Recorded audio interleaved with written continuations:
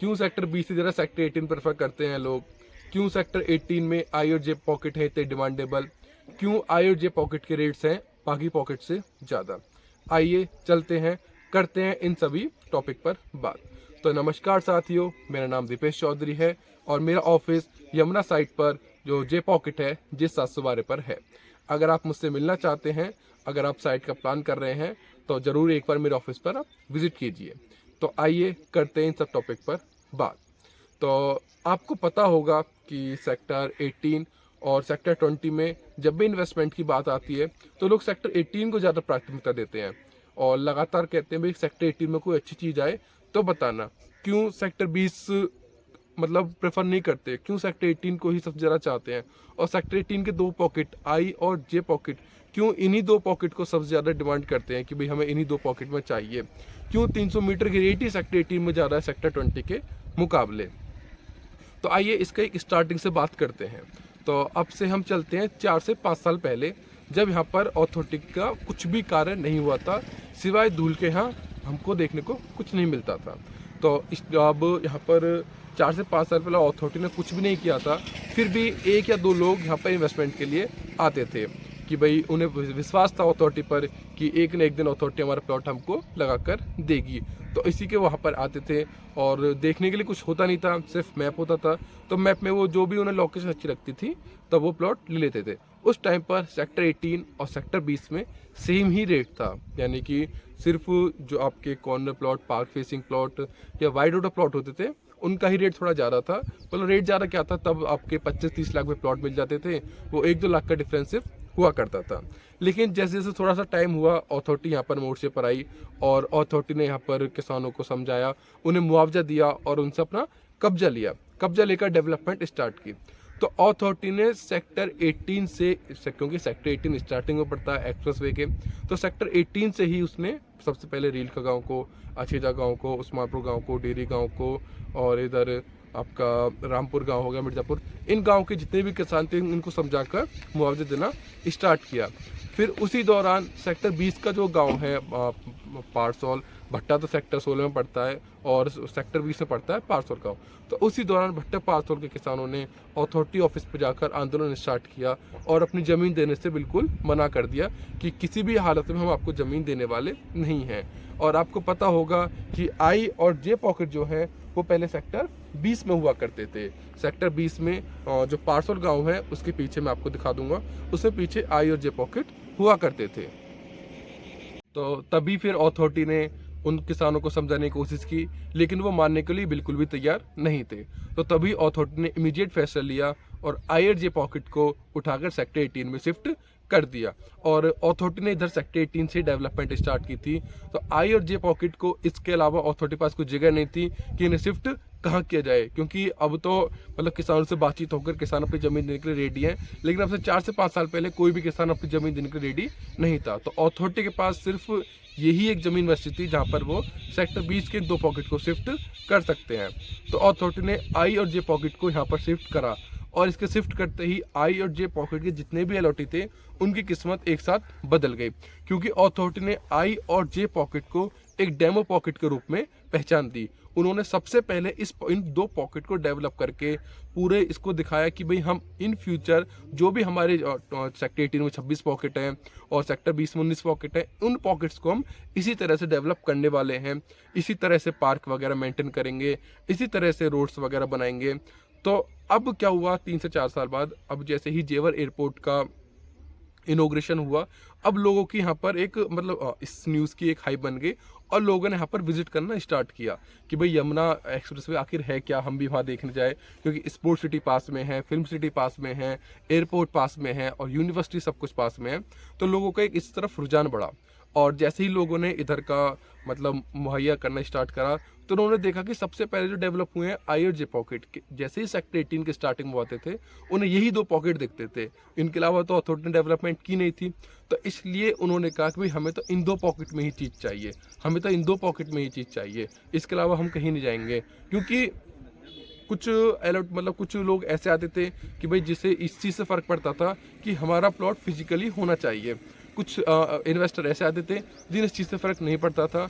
उन्हें यह था कि भाई हमें 4 से 5 साल की प्री इन्वेस्टमेंट करनी है, आज नहीं तो आज ही दिन अथॉरिटी में प्लॉट दे देगी, हमें चीज़ से कुछ फ़र्क नहीं पड़ता कि हमारा प्लॉट अभी मौके पे है या मौके पे नहीं है। लेकिन जिन लोगों ने ये कहा कि भाई हमें अब मतलब फिजिकल प्लॉट चाहिए, कि हमें अपनी डिमार्केशन देखनी है, उन्हीं लोगों की प्रेफरेंस यहाँ पर फ़र्क पड़ गया, उन्हीं लोगों की प्रेफरेंस से रेट में फ़र्क आ गया। अब यहाँ के जो फाइनेंसर थे उन्हीं लोगों का थोड़ा सा इस्तेमाल करके उन्होंने यहाँ के आई और जे पॉकेट के रेट्स बढ़ा दिए।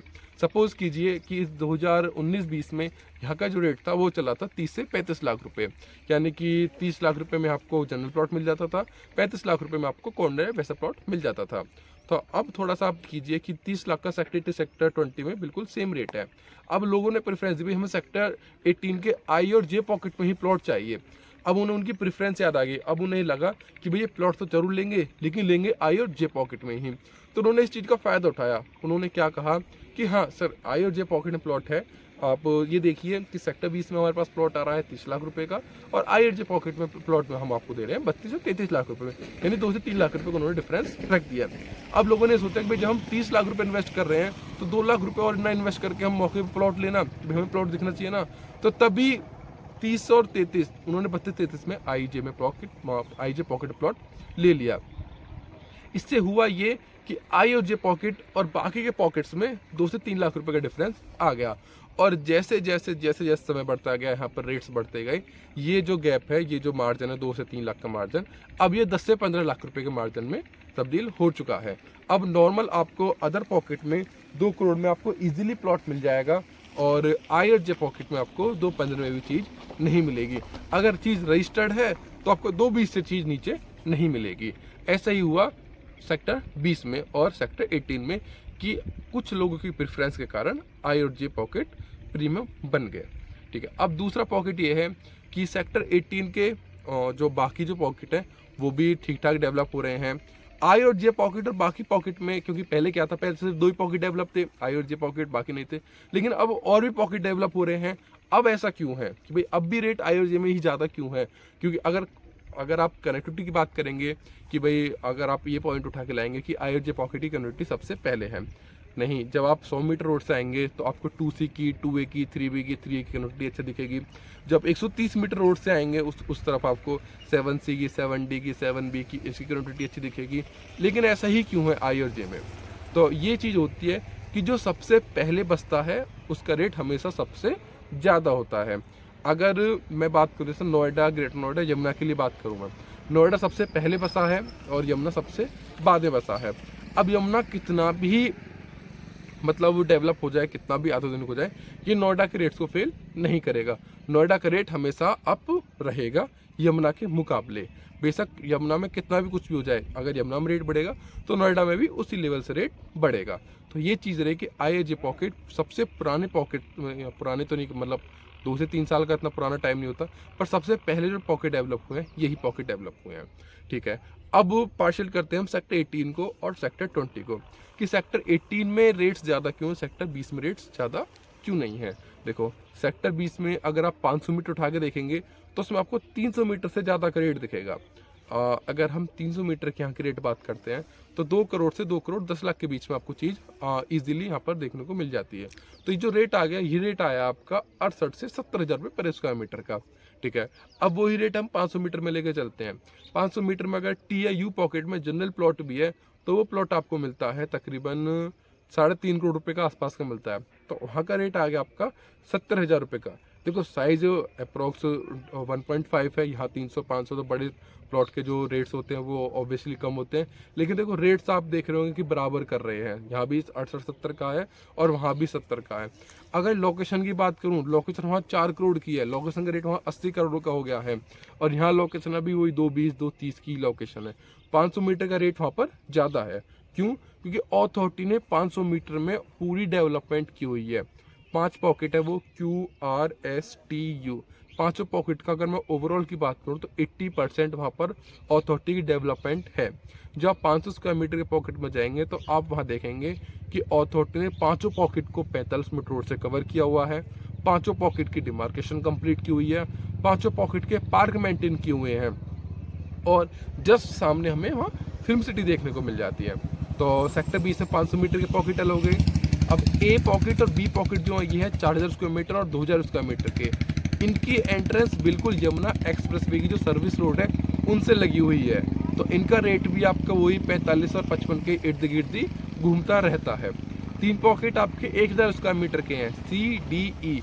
उनकी लोकेशन भी स्टार्टिंग में पड़ती है और उनका रेट भी आपको ऑब्वियसली ज़्यादा ही देखने को मिलता है। तो सेक्टर 20 में बसते हैं 9 पॉकेट आपके 300 स्क्वायर मीटर के, जिसमें एफ जी एच लोगों की प्रेफरेंस होती है कि भाई या तो सेक्टर 18 के 2C 3B और 3A पॉकेट में प्लॉट मिल जाए, या फिर सेक्टर 20 के एफ और जी पॉकेट में प्लॉट मिल जाए, क्योंकि एच पॉकेट और शिफ्टिंग मारा उसको हम अलग हटा के चलते हैं। तो एफ और जी पॉकेट ये कटिए। तो अब पॉकेट बसते हैं सिर्फ सेक्टर 20 में 6, MNOPKL। तो ये 6 पॉकेट बसते हैं, और ये 6 पॉकेट इसलिए बसते हैं कि के और एल पॉकेट वो भी शिफ्टिंग में आ रहा है। अब बच्चे 4 पॉकेट, एन पॉकेट गांव के बिल्कुल पीछे पड़ता है, एनओपी में कोई लेना नहीं चाहता, बच्चे सिर्फ 2 पॉकेट, एम और ओ। अगर लोगों को, जो यहाँ के अच्छे इन्वेस्टर हैं जो जानते हैं पूरी यमुना को, अगर उन्हें अच्छी डील मिलती है एम और ओ पॉकेट में तो बिल्कुल लेने को तैयार हो जाते हैं।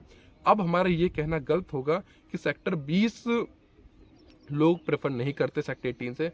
अब सेक्टर 20 में मैंने आपको पूरा बता दें, सेक्टर 20 में 19 पॉकेट है, 19 पॉकेट का हाल बता दें किसकी लोकेशन कैसे है। तो अब सेक्टर 20 में भी लोग लगातार जा रहे हैं। अगर उन्हें अच्छी डील सेक्टर 20 में मिल रही है सेक्टर 18 के मुकाबले, तो सेक्टर 20 भी वो मूव कर रहे हैं। तो मतलब पूरा एक मेरा समझाने का प्लान ये था कि अब सेक्टर 20 में अगर आपको अच्छी इन्वेस्टमेंट मिलती है, क्यों जो भ्रम था 3 से 4 साल से लगा आ रहा था कि सेक्टर 18 ही अच्छा है, सेक्टर 18 ही अच्छा है, तो वो उस भ्रम को आप अपने मन से निकाल दीजिए। सेक्टर 20 भी आप विजिट कीजिए, क्योंकि सेक्टर 18 थोड़ा सा पहले डेवलप हुआ है, सेक्टर 20 अब होने लगा है। सेक्टर 18 में ऑलमोस्ट आपके 26 पॉकेट में 20 पॉकेट डेवलप हो चुके हैं। अब आप सेक्टर 20 में जाएंगे तो वहाँ आपको चीज़ डेवलप होती हुई दिखेंगी। वहाँ पर वो अथॉरिटी का कंटिन्यूसली वर्क चल रहा है। लोग वहाँ पर जो भी प्लॉट के डिमार्केशन वगैरह हो रही हैं, रोड्स वगैरह बन रहे हैं, और वहाँ तक बात है कि वहाँ पर कंप्लीशन भी बहुत बन रहे हैं। अगर MONP इनमें बात करें तो कंप्लीशन भी वहाँ पर 50+ कंप्लीशन बन चुके हैं सेक्टर 20 में। तो सेक्टर 20 में भी इन्वेस्टमेंट कोई बेकार इन्वेस्टमेंट नहीं है। नियर बाय फिल्म सिटी है, नियर बाय अगर जेवर एयरपोर्ट की बात करूँ तो कम डिस्टेंस सेक्टर 20 से ही पड़ती है सेक्टर 18 के मुकाबले। तो ओवरऑल सेक्टर 20 की लोकेशन भी अब अच्छी है। तो इसी के साथ आज की वीडियो के लिए इतना ही। तो मुझसे जुड़े रहने के लिए आप मेरा चैनल सब्सक्राइब कर सकते हैं। नमस्कार।